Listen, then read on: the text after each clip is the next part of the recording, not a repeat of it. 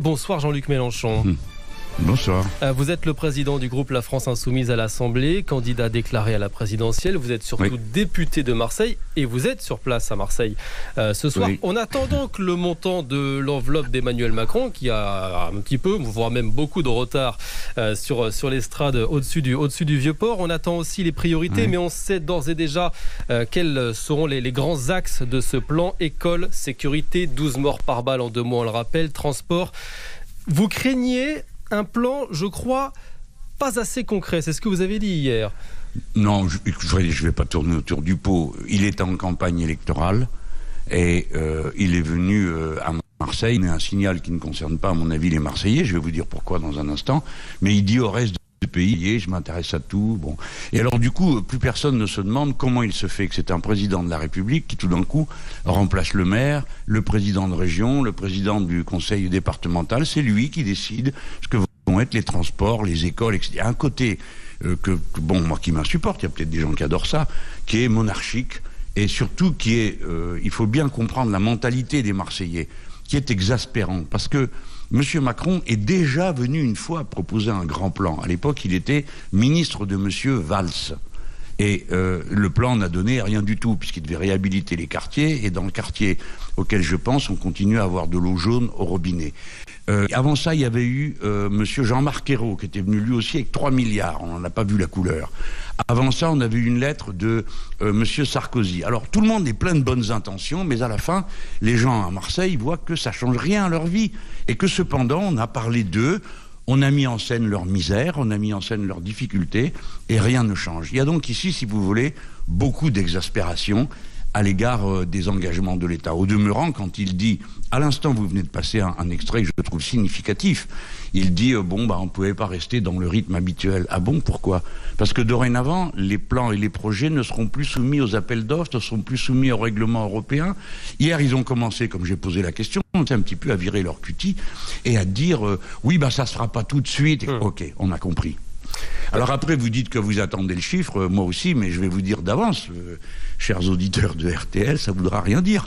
Parce que depuis 2 jours, ils nous régalent déjà de toutes sortes de choses qui sont, pardon de le dire, mais retransmises sans aucune nuance ni esprit critique. Tout à l'heure, il était à l'hôpital, la Timone, ce très grand hôpital marseillais, très célèbre. Bon, il leur a promis une somme d'argent. Bon, c'était déjà celle qui était promise au Ségur. Ensuite, il leur a promis une remise de dette. C'était déjà celle qu'avait dit Madame Buzyn.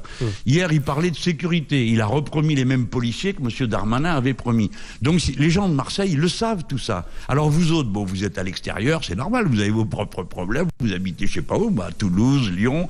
Alors, vous n'êtes pas au courant. Et donc, vous vous laissez berner. Et là, il est en train de berner tout le monde. Alors, justement, parlons en de plus, je vais vous dire, moi, ça me fait rigoler parce que ça ressemble à une tournée d'adieu. Il est en train de ressortir tous les grands airs de Hérault et des autres premiers ministres. Mais parlons de l'exaspération je suis plus que sceptique. Des Marseillais, Jean-Luc Mélenchon, parce que vous êtes député de la ville. Vous étiez aujourd'hui, à l'occasion de la rentrée scolaire, dans une école de votre circonscription.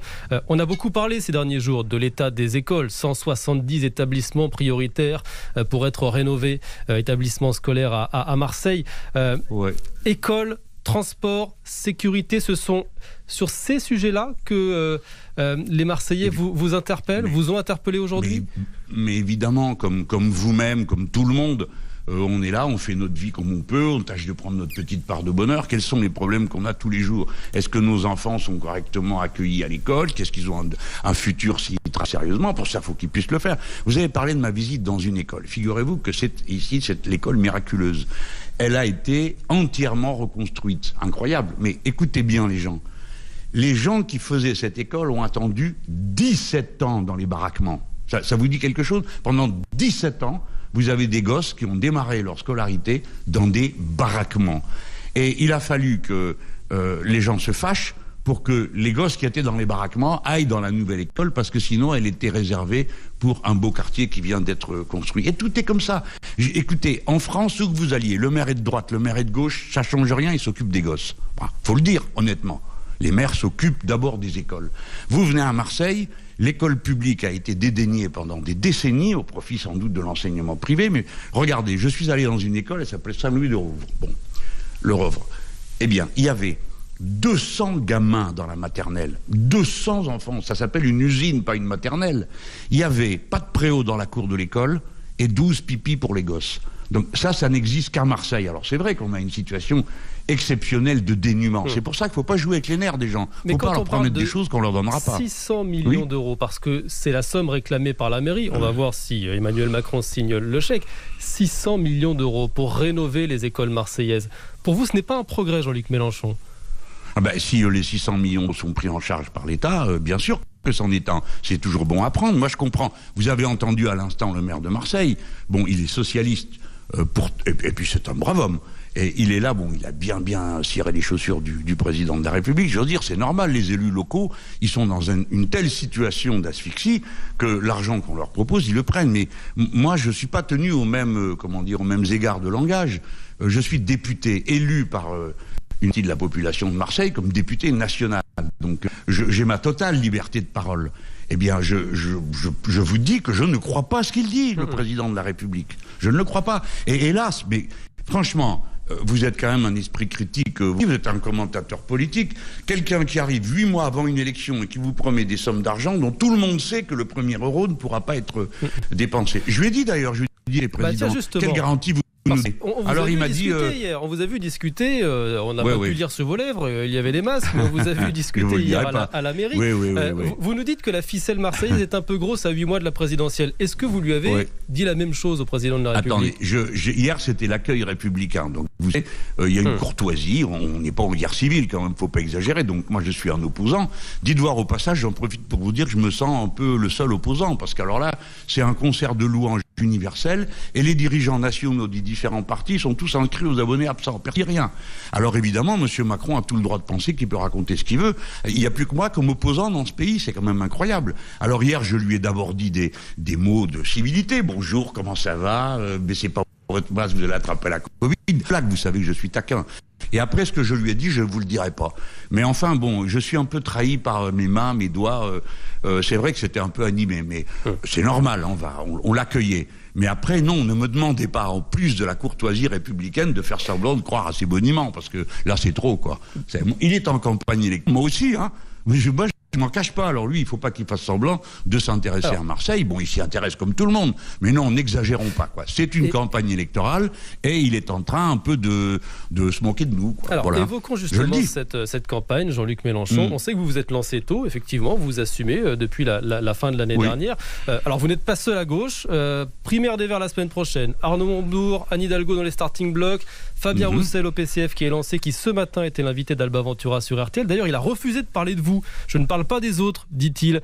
Jean-Luc Mélenchon, il y a quand même des auditeurs de gauche qui doivent se dire, en nous écoutant, mais pourquoi une telle désunion? Parce que mathématiquement, ça devient quand même compliqué d'atteindre un second tour. Alors, vous avez raison de dire que la dispersion peut nous nuire, hein, c'est vrai. On n'est pas les seuls dans ce cas-là, parce que la droite est également à plusieurs candidats, et l'extrême droite aussi. Alors, de grâce, ne réservons pas à cette partie de la sphère politique pourquoi il y a ces différents... Parce qu'on n'est pas d'accord. Il faut accepter de vivre en démocratie, c'est les électeurs qui décident. Faire semblant tout d'un coup de sauter au cou des socialistes, alors que par exemple, eux et moi, on n'est pas d'accord sur la retraite à 60 ans. Je ne vais pas faire semblant de sauter au cou des Verts, que je respecte dans leurs convictions, mais il y a des différences entre nous, notamment sur l'Europe. Ceux qui vont aller voter à la primaire des Verts, il faut d'abord qu'ils signent un papier dans lequel ils disent qu'ils sont pour l'Europe fédérale. Je ne sais pas qui va aller dire « Moi, oui, je suis pour l'Europe fédérale. » Comment ça va marcher? Quelle est la place de la France? J'en sais rien. Je suis juste pour l'Europe fédérale. Donc, je pense que la campagne va se dérouler, pour une fois, peut-être parce que nous sommes nombreux, il y aura une campagne sur les programmes. C'est-à-dire que comme personne ne pourra s'auto-attribuer une étiquette, ah ben moi je suis la gauche, l'autre, ah moi je suis la droite, l'autre, je suis l'extrême droite. Eh bien les gens diront, mais qu'est-ce qu'ils proposent ces gens? Nous on voudrait avoir une campagne où on arrête de voter par détestation, qu'on arrive à voter des solutions. J'espère faire ça. Après je prends la vie comme elle vient, monsieur, comme vous. Hein. Et alors parlons-en de la campagne, parce que c'est vrai que Fabien Roussel justement disait ce matin, il faut, sur RTL, il faut faire exister les idées de gauche. Et il dit aujourd'hui la gauche est devenue minoritaire. C'est vrai qu'on parle beaucoup sécurité, immigration dans le débat public. Comment faire exister les idées de gauche? Est-ce que déjà il va falloir aller chercher les jeunes? Vous étiez à Marseille par exemple en tête au premier tour en 2017. 12,5% de votants seulement dans certains bureaux des quartiers nord au régional. Est-ce que les idées de gauche n'impriment plus chez les jeunes et comment aller les convaincre de retourner aux urnes dans 8 mois? Alors, bon, d'abord, pardon, on n'aura pas le temps là, mais si vous voulez, quand on dit les idées de gauche, on est déjà mal compris parce que les gens croient que c'est les idées de Hollande, alors ça arrange pas nos affaires. Donc moi, j'ai renoncé, si vous voulez, à cette étiquette générale. Je m'ai soumis, j'ai un programme, regardez ce qu'il y a dedans, si ça vous convient, pour. Si vous trouvez pas ça bien, votez pas pour. Je pense que c'est la seule attitude honnête. Alors après, vous avez raison de dire que pour nous, en tout cas pour les insoumis, plus ça vote, plus on est fort. Moins ça vote dans les quartiers populaires et plus on est faible. Par conséquent, on va mener campagne contre l'abstention. Et vous avez raison de dire qu'il faut le faire, mais ça va pas être simplement d'engueuler les gens en disant oui, il faut voter, c'est une honte, comme on a fait jusqu'à présent, ici et là et un peu partout, en culpabilisant les gens. On va leur dire, écoutez, voter, ça sert à quelque chose.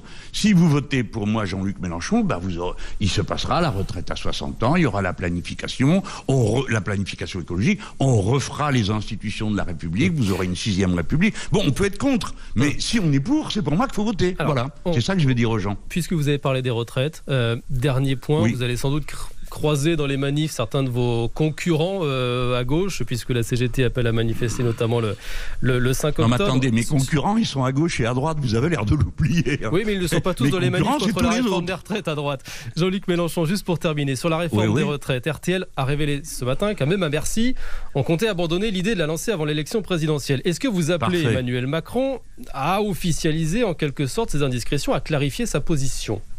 Il ne peut pas le faire. Je vais vous dire pourquoi. Parce qu'il a promis à l'Union européenne qu'il réformerait les retraites. Alors il fait semblant, mais il doit être... il dit qu'il va le refaire. Bon, monsieur Roux de Bézieux, président du MEDEF, et moi, nous lui disons, c'est pas sérieux de faire ça. C'est-à-dire de ficher une pagaille indescriptible dans le pays, en plus de ce qui existe déjà, parce que je vous annonce que s'il essaye de le faire, on va se défendre. Et on va se défendre jusqu'au bout, parce que c'est pas juste de contraindre les gens au travail, alors que, après 60 ans, alors que ça abîme la santé, et qu'il y a tant de jeunes qui n'ont pas de travail. Donc il est normal qu'une génération remplace l'autre, et le plus tôt est le mieux. Plus il y a de gens qui travaillent, ça coûte cher de faire les retraites. Bref, vous connaissez ces arguments. Donc je lui dis, bon, laissez tomber, attendez, il va y avoir une élection présidentielle, on va voter. S'ils veulent la retraite après 43 ans, 44 ans de cotisation à 64 ou à 67 ans, ils votent pour les autres. S'ils veulent la retraite à 60 ans, ils votent pour moi. C'est aussi simple que ça. Et ça s'appelle la démocratie. Alors après, on aura d'autres débats. Comment on fait ceci, cela, etc.